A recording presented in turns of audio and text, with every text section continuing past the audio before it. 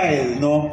Mo ang usa sa adjectives nga na appeal gyud sa atong tema karong tuiga sa ato ang civil service anniversary, no? Pero tanan ba diri nakasabot unsa ning agile?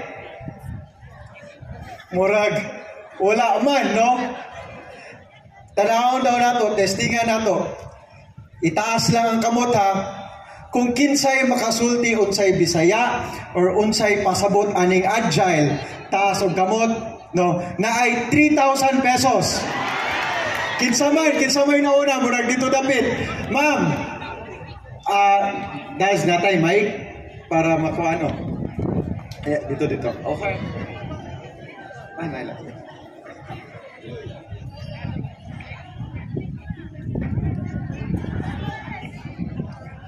Abtik. Correct. Mia Palihog, 3,000 pesos para kang ma'am, no. Abtik. Ma'am, imo yung ipakita na agile jud ka. Abtik, pagpangutanan ako, nakataas na yun sa imong kamot o naisulti ang insakto nga tubag. Abtik, no. Agile. Tema karong tuiga, transforming public service in the next decade, honing agile and future-ready servant heroes. No, katong gabasa ko sa tuang tema sa civil service celebration karong tuiga, kanigyud nga word, agile, o sa Bisaya pa, abtik, ang nakita day nako ug ang indikit sa akong hunahuna. Nga gipasaabot sa tuang Civil Service Commission nga kita makawani sa gobyerno dapat abtik ta mo serbisyo. Agile ta. Dili ta ya ug lihok kung unsay kailangan sa atuang mga kliyente sa publiko, no? Mabuhat dahil nato. Kay nganuman kita as public servants, kita guy galihok every day, no? Pagpadagan sa syudad. Every minute, every hour, no? Umusulod ta sa atuang opisina. Ang atong gilihok dili raman para sa mga private nga interest, para sa atong kaugalingon. Pero diri sa Osamis LGU para sa tibuok syudad. O sa naingon ni Councilor Liganiha, no? Tagantag nahimo daghang nabuhat sa Asenso administration, no? Thank you, Councilor Lee, yang ila tuod na sa mga leaders. Pero kana tanan nga nabuhat sa Asenso administration, posible lang pud yun na tungod nga daghan mig kauban nga abtik pod mulihok. Kay bisan pag unsa kakugihan ang lideres, kung ang mga kauban niya sa pagpanerbisyo dili agile or abtik, gamay ra og mahimo. Kaya kung maghiskot ta og infrastructure, no? Dili man ang inyong mga leaders mo'y magsulat sa plano anang mga building o dalan. Dili man kami mo'y magbantay every day kung insakto ba ang trabaho nga gibuhat. Dili man kami mo'y gaandam sa mga vouchers, no? Kung kumpleto ba ang mga papeles, kung insakto ba ang agi sa kontraktor, no? Ang mga kauban man nato sa LGU, no? So this is a very good theme, and it recognizes that everyone in the government has to be proactive, has to be agile or abtik sa paglihok, no? Para kung unsay ato ang gusto mabuhat yun sa syudad, maabot na nato, no? So karon gidungan na lang po nato.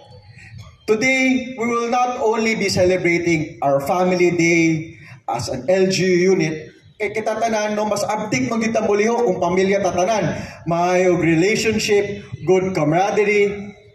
So that's one of the things we're celebrating today. But gidungan na lang po nato nga mahimong mas abtik pagyod ang atong lihok diri sa LGU. That is why, karong adlaw, ato na pong i-turn over, o kabalo ko, excited na kayo si Ma'am Marivic ani, dako na kayo ngisi, no? Atong pakpakan si Ma'am Marivic, kay usagid siya sa galabi, ngano kailangan kay ni nato ang atong ipang turn over today. Usapod si Ma'am Melanie Cipres sa CPDO, no? And of course, si Sir Jaime, tumada sa ato ang economic enterprise. E nakita nila, napasabot sa ilaha nga para mas abtik pag yun ang atong pagpanerbisyo sa katawhan, no, kailangan tag mga additional service vehicles o para sa merkado mas paspas ang atong paglihok sa mga goods, kailangan tag bag-o nga mga freezer van, no. So in line with the theme, kana abtik kay mo pakpak, no? Basin ga-expect po to another 3,000 munang muang. But to my message, in line with the theme, for us to be even more agile, no, we will also be turning over ang ato ang mga service vehicles and freezer vans para sugod next week magamit na sa local government, no. O kani nga mga service vehicles, ako lang ipaklaro, well, although tungod kay sila mo'y nagpasabot sa necessity ani, priority will go to our CSWD office and our CPDO. Kani nga service vehicles, they're really available for use sa tanan nato diri sa local government as long as dili magbangga ang schedule. Kay ngano lagi ato ning gikuha, gipalit para mas abtik pagyud ang ato ang pagpanerbisyo. So it's usable for everyone here. And lastly, of course, kailangan po nato hatagan og kumbaga recognition katong mga kawani nato, kauban nato diri sa LGU nga taon-taon na po sila na nerbisyo. So karong adlaw katong mga nagtrabaho na sa City Hall for 5 years and katong uban nga mga nagtrabaho na for 10 years, ato po silang hatagag recognition o ato na pong i-release ang ilahang mga loyalty pay. No, pipila naman na sa inyo, no? But really, other than emphasizing the need, ngano kailangan abtik ta, karong adlaw, it's more so for us to appreciate the hard work that each and every member of this LGU family has been doing, has been giving, dili lang the past year, as I mentioned, katong uban nga nagtrabaho na for 5 years, 10 years, because we recognize nga dili man pud pwede nga trabaho na lang ta permanente, mawala pud atong kaabtik ana, tinuod dili. No, kung kapoy kayo ta, syempre mo hinay-hinay pud gyud atong linyokan. No, so today is also a time for everyone to unwind, relax, and enjoy each other's company. Para next week, pagbalik sa trabaho, abtik na pod muliho. Yeah, ready na ba taana? Okay, so today, since you will be just enjoying and celebrating our civil service anniversary, no, part of the celebration, kabalo ko, expect naman po yun mo, na po yun tayo paraffol, no? Murag lahi siguro to expectation ay. Ulat lang sa, kaya wala pa yung Pasko. No, wait lang. Raffle sa atong pisgutan.